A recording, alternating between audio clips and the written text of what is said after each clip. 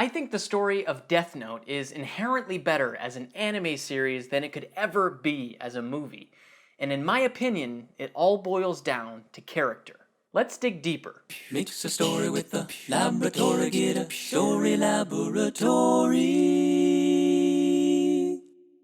Death Note was first and foremost a Japanese manga series published in 2003. A few years later, it was adapted into a 37-episode anime series, which is the version that most fans in the US are familiar with. And since then, it's been adapted into a plethora of other things, including several novels, video games, live-action films, and even a musical.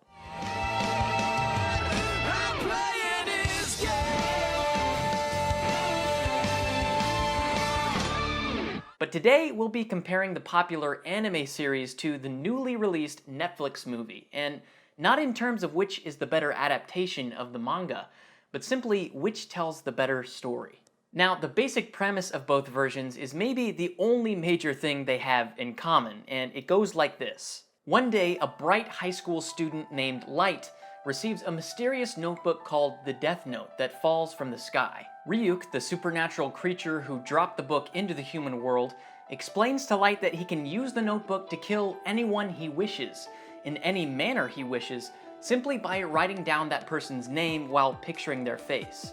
When Light begins using the notebook to murder a slew of criminals around the world, a genius detective named L, along with Light's own police chief father, begin an investigation to find the person responsible for the killings. One pretty jarring difference between the anime series and the Netflix movie is our protagonist, Light. Although the two versions of this character have some basic things in common, like the fact that they're both in high school and both receive the Death Note and eventually use it to kill criminals, they're essentially completely different people. In the anime, Light is very cautious, collected, and calculating, and in the Netflix movie, he's careless, emotional, and impulsive. For an example of this difference, let's look at a scene near the beginning of both versions in which Light considers using the Death Note to kill a school bully. In the anime scene, Light selects the bully as a possible target, but comes to an intelligent conclusion. 須藤、殺してみるか。いや、身近な人間はなるべく避けた方がいいな。In the Netflix movie, he initially resists the idea of writing the bully's name down as well, but gives us a less than intelligent reason. I don't have a pen. And of course, after Ryuk immediately provides a solution to that problem, Light writes the bully's name down without a second thought. We don't have to spend much time with our main character in the Netflix movie version before we realize that he's not nearly as cunning or meticulous as in the anime, but there's another distinction to be made between these two scenes that's representative of a much bigger story problem in the movie. If you remember from the anime series, when we encounter this bully scene early on, Light hasn't even met Ryuk yet, and in fact he's taken it upon himself to learn a lot of the Death Note's rules himself, and has already filled a number of its pages with the names of criminals. By the time he meets Ryuk a few scenes later, while he's initially surprised by the creature's presence, he quickly regains his composure and takes control of the situation. 驚いてないよ、リュウク。いや、待ってたよ、リュウク。In the bully scene from the Netflix movie, however, Light has just recovered from being absolutely terrified by Ryuk's entrance, and it's Ryuk who suggests the bully as Light's very first target. We just put Kenny's name down and see what happens. This might seem like a small difference, but it reveals a lot about why this character is so much more appealing in the anime versus the Netflix movie. Here, we can see that anime Light is always assuming a position of control over any given situation. He tells Ryuk that he expected him, he takes initiative with the notebook, and later he'll even falsely confess his love to a female character just to gain her loyalty. In other words, he's the mastermind, always using his sharp intellect and forward-thinking nature to manipulate those around him to achieve his goal. The Light in the Netflix movie, on the contrary, always seems to be the one manipulated by those around him. He's thrown completely off guard by Ryuk's presence, Ryuk feeds him the idea of using the note to kill the bully, and ironically we'll later see a female character falsely confess her love to him just to gain his loyalty. In other words, this version of the character is a pawn, kind of haphazardly being used and influenced by other characters as he stumbles toward his goal. Speaking of goals, it's made clear from the beginning that Anime Light wants to eradicate criminals from the Earth, because he wants to become the god of his new world. Every action he takes is another step toward this goal, and he'll stop at nothing to achieve it. The Light we see in the movie initially takes a similar moral position, but in the second half of the film we see a Light who's almost regretful that he's gotten involved with the Note, and every action he takes is an effort to kind of get things back to the way they used to be before the Death Note entered his life. We're not the good guys anymore. Hope you know what you're doing.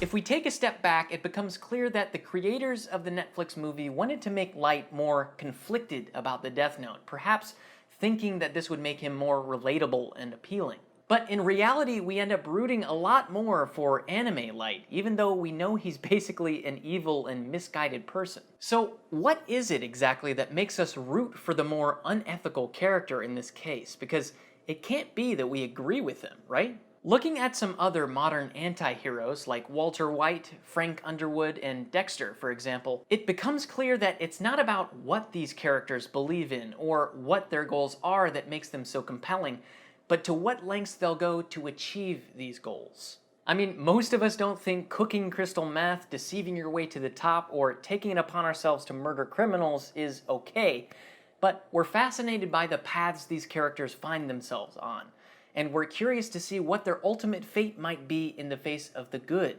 And that's equally true for the character of Light in the anime series, but not so much for the movie version of this character. Now, at the beginning of this video, I argued that the story of Death Note is inherently better as an anime series than it could ever be as a feature film. And we've explored part of why the story is stronger in the anime, but I want to take that a step further and suggest that Light is actually one of the best anime characters ever, and here's why. One of the devices that makes anime unique as a visual storytelling medium as opposed to film, for example, is the internal monologue.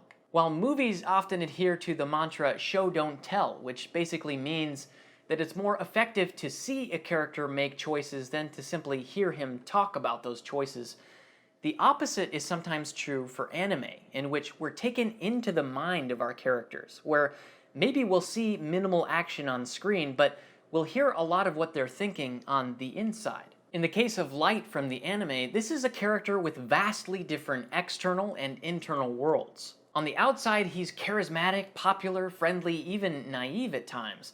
But on the inside, we become familiar with the real Light through internal monologue, who we come to know as cold, power-hungry, and even bloodthirsty. This tension between the outer and the inner self gives us a very complex, three-dimensional character, and culminates at the end of the series in a scene dominated by silence.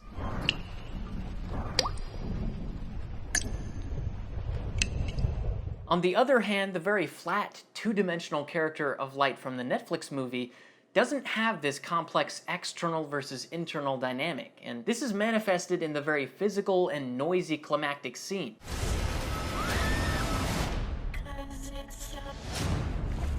Which doesn't really feel right, partially because this was a character designed to have an internal world driven by that anime-esque internal monologue. Or, in other words, this was a character designed for anime.